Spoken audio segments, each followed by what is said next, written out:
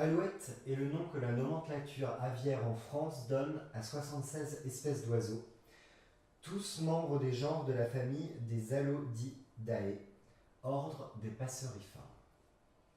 L'alouette est un oiseau chanteur de type primitif, puisque seuls les mâles ont la capacité de chanter, et ce uniquement au printemps et en été.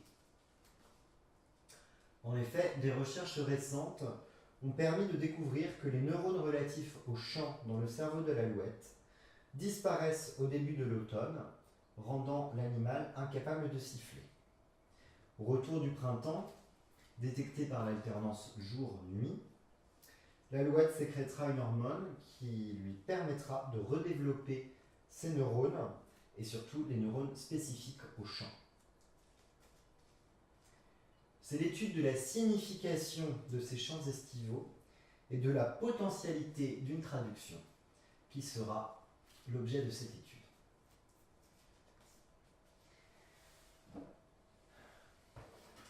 Ces cornets acoustiques, mis en œuvre dès 1940, sont encore utilisés dans des projets de recherche liés au langage des oiseaux, bien qu'ils aient été, bien entendu, améliorés au gré des évolutions technologiques.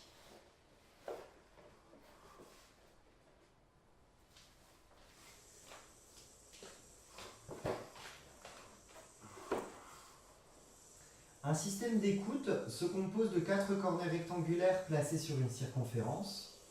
L'ensemble est mobile sur un axe vertical pour une orientation en azimut et sur un axe horizontal pour une orientation en site. Cela permet tout à la fois de localiser l'oiseau et de capturer le son le plus précis qu'il soit.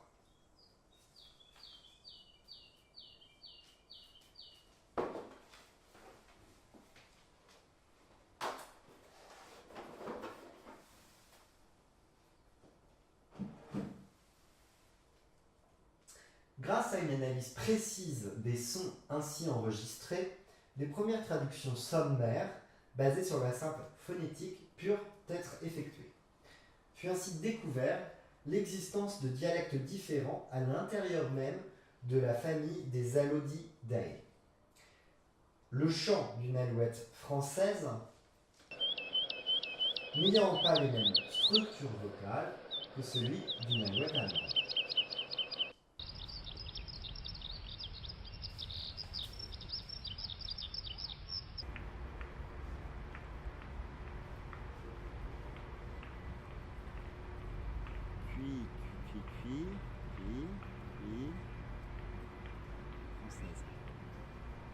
Française.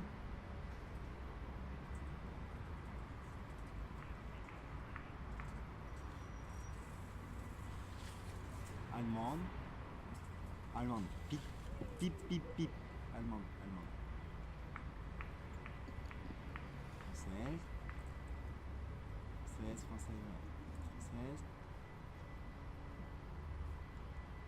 Allemande. Française là-bas, toujours. Pip, pip, allemande. Française.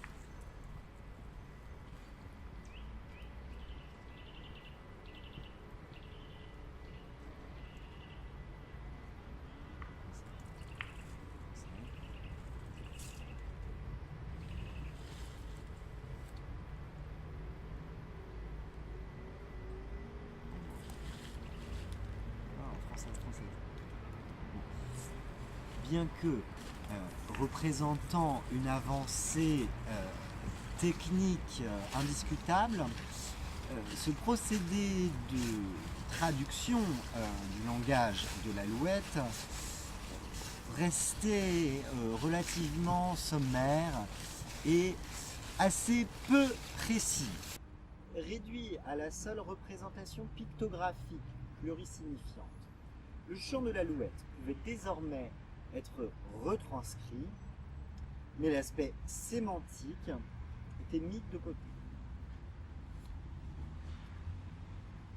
De plus, le passage de ces retranscriptions vers une oralité légitime ne pouvait fonctionner qu'à travers une modulation vocale dont l'écrit ne tenait pas compte.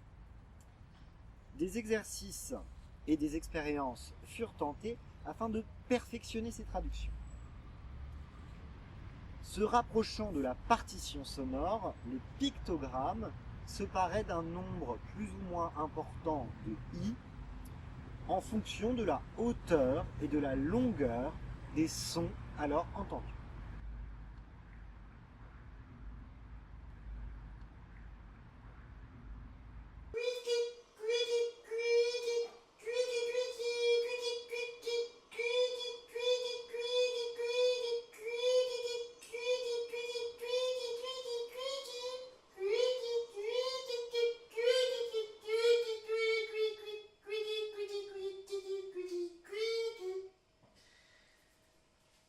Mais les détracteurs de cette méthode ont critiqué l'amateurisme.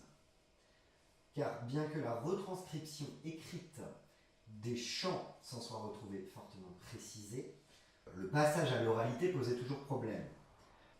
Ces partitions laissaient en effet trop de place à l'interprétation humaine, ôtant toute possibilité d'universalité à ce nouveau langage. Cumulée à l'absence de résolution sémantique, cette méthode fut donc abandonnée.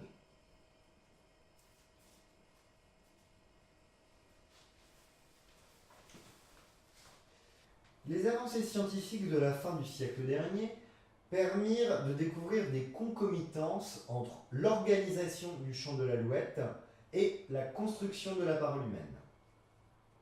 La succession de notes produites peut en effet être comparée aux syllabes de notre langage, dévoilant ainsi l'utilisation d'une syntaxe aviaire.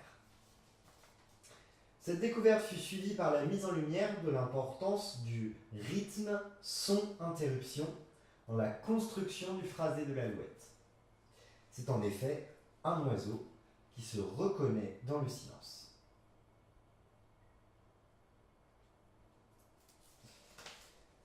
Pouvant alors s'appuyer sur des codes de structure connus, la recherche progressa efficacement. Il devint possible de simplement transposer une note entendue en une syllabe prononçable. Le processus est simple, il consiste simplement à décomposer le chant de l'animal, tout d'abord en y repérant les pauses qui constituent la fin d'une séquence phrasée.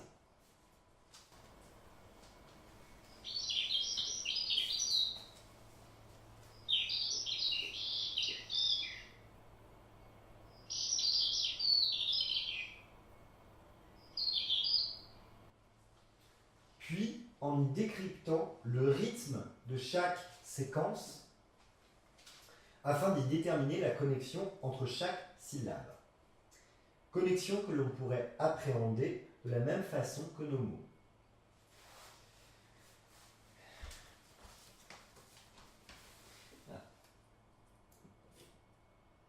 Trill, trill.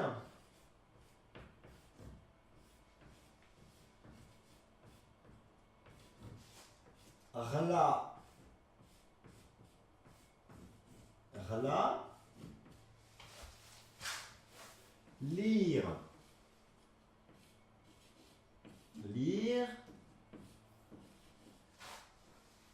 Plir, plir.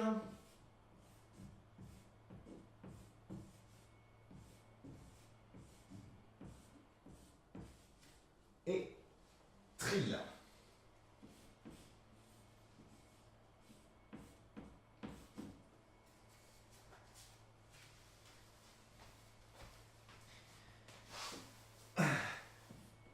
Ti, lip,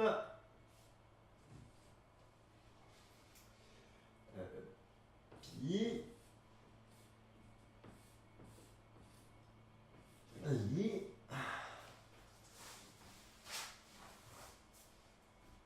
tri, li, pia, li, nouveau, tli, ta, pia, pi.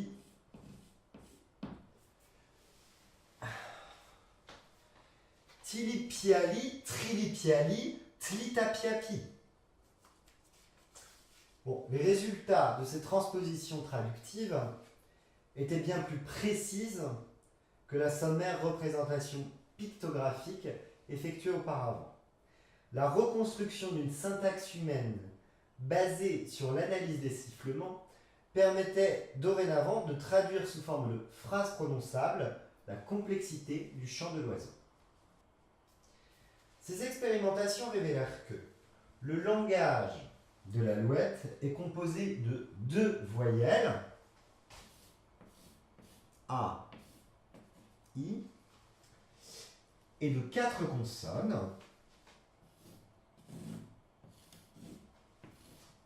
T, L, R et P. Donc voyelles et consonnes qui servent, moyennant un complexe processus de réduction, à exprimer tout ce qui peut se dire.